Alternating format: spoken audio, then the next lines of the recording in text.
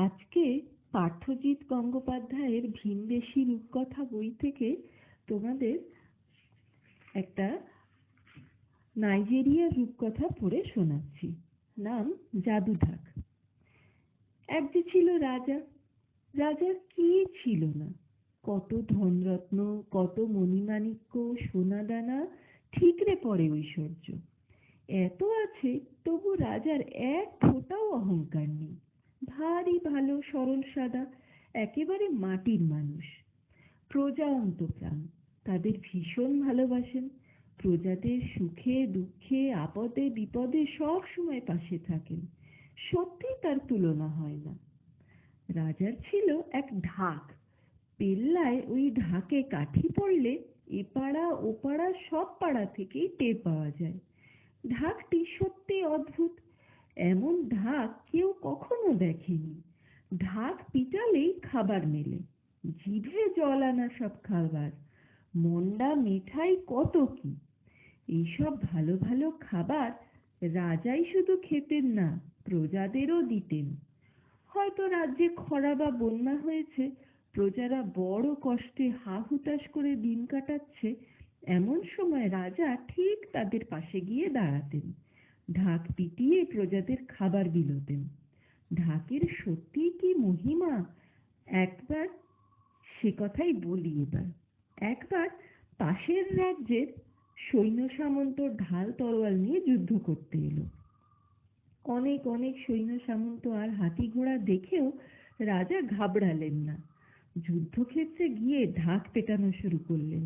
যত পেটান ততই খাবার পড়তেই থাকে। বাহারি সব খাবার, যা দেখলেই চোখ জুড়িয়ে যায়, জিভে জল আসে। খাবার পেয়ে সৈন্যদের আহ্লাদ আর ধরে না। পারলে ধেই ধেই নেচে ওঠে। ঢাল তরোয়াল ফেলে তারা গপ গবাগপ খেতে শুরু করে দেয়। মনের আনন্দে খেয়েই চলে। কি জন্যে এখানে আসা তার মনেই থাকে না। পেট পুরে খেয়ে নাচতে নাচতে নিজেদের রাজ্যে ফিরে যায়।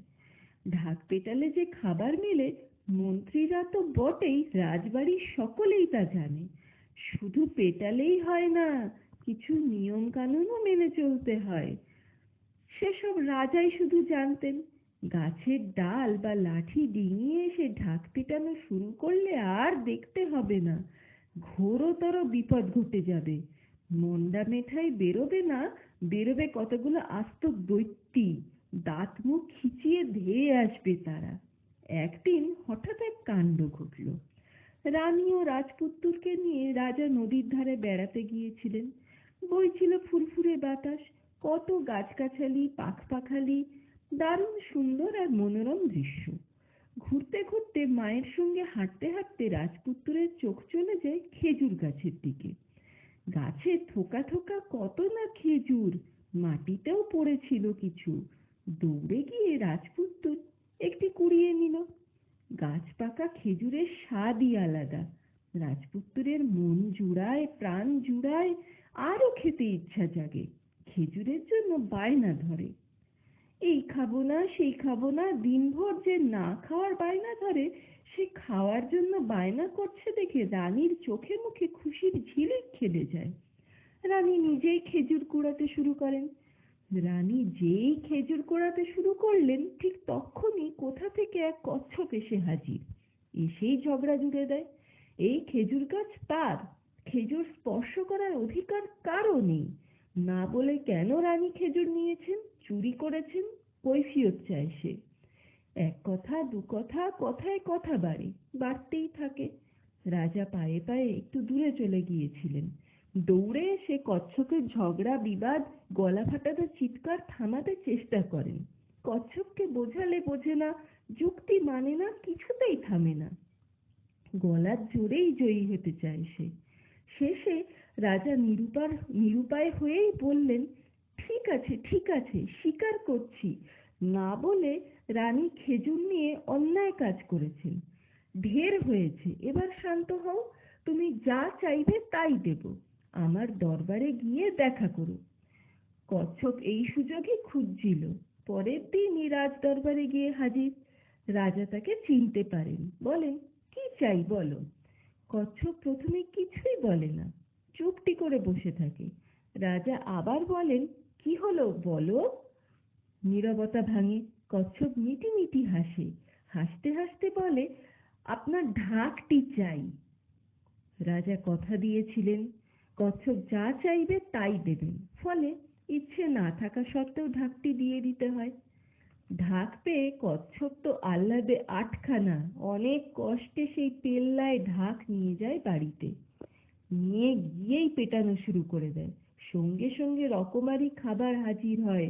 কচ্ছপ আনন্দে চিৎকার করে বলে, কি মজা, আর দুঃখ কষ্ট সইতে হবে না, হন্যে হয়ে খাবার খুঁজতে হবে না, চাইলেই কত খাবার, যত খুশি তত খাও।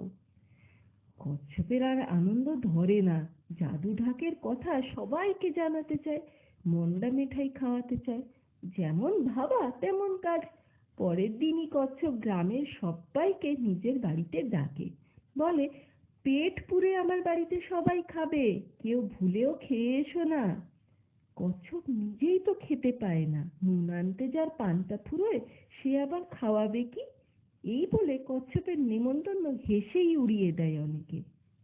দু চারজন যারা এসেছিল তারা তো পরম তৃপ্তিতে খেয়ে গেল। 10 মুখে সবাইকে বলে বেড়ালো।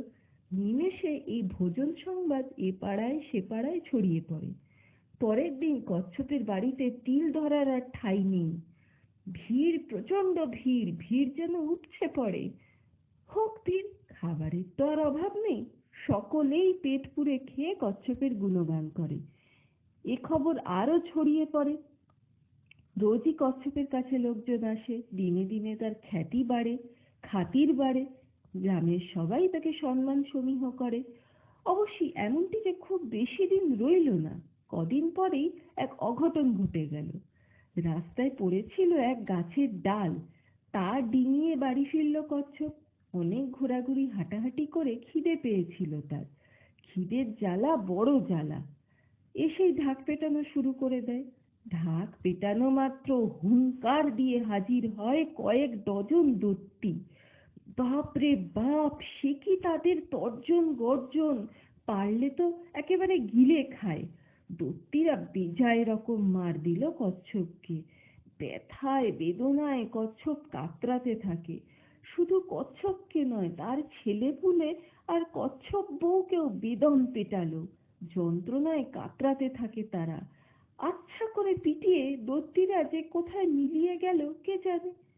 আধমরা কচ্ছপ যন্ত্রণায় কাতরাতে কাতরাতে প্রতিজ্ঞা করে, ঢের হয়েছে, আর এ ঢাক বাড়িতে আমি রাখবো না। গ্রামের মানুষজনও তো কম মন্ডা মিঠাই গেলেনি, আমি একাই বা খাবো কেন? এমন পিটুনি মার তাদেরও প্রাপ্য, তারাও খাক। গ্রামের মানুষজনকে কচ্ছপ আবার নেমন্তন্ন করলো। কচ্ছপের বাড়িতে নেমন্তন্ন মানেই তো এলাহি আয়োজন। তা ভেবে গ্রামের মানুষজনের আনন্দ আর ধরে না। খুশিতে টইটম্বুর। ছোটরা কেউ দুহাত তুলে খানিক নেচেও নেয়। গ্রামের ছেলে বুড়ো সকলে পরের দিন কচ্ছপের বাড়িতে হাজির হয়। সবাই এসে গেছে দেখে কচ্ছপের আর তর সয় না। সময় নষ্ট না করে তক্ষুনি ঢাকে কাঠি দিয়ে বসে। সঙ্গে সঙ্গে হাজির কত শত দৈত্যী। দৈত্যী দেখেই পড়ি মরি সকলে দৌড় দেয়। একসঙ্গে এতজন দৌড়াতে গিয়ে চরম বিপত্তি ঘটে। পায়ে পায়ে জড়িয়ে কেউ বা হোঁচট খেয়ে পড়ে যায়, কেউ ধুলোয় গড়াগড়ি খায়। দৈত্যীরা সুযোগটি কাজে লাগায়। হাতের কাছে যাকে পায় তাকেই বেদম পেটায়। আধমরা করে মাটিতে পড়ে থাকে কতজন। ঢাকে কাঠি দিয়েই খাটের নিচে লুকিয়ে পড়েছিল কচ্ছপ। দৈত্যীরা মিলিয়ে যাওয়া মাত্র সে বেরিয়ে পড়ে। বেরিয়ে তক্ষুনি ঠিক করে ফেলে, অনেক হয়েছে, ঢাক নিয়েই যত ঝামেলা বিপত্তি, এক্ষুনি যত নষ্টের গোড়া ওই ঢাক ফেরত দিয়ে আসবো। রাজ দরবারে গিয়ে রাজাকে প্রণাম ঠুকে কচ্ছপ বলে, খুব শিক্ষে হয়েছে, আর নয়, এই নিন আপনার ঢাক। জাদু ঢাক হাতছাড়া হওয়ার পর থেকে রাজা হাসতে ভুলে গিয়েছিলেন। কচ্ছপের কথা শুনে রাজা হো হো করে হেসে ওঠেন, হা হা হা হা হা হা।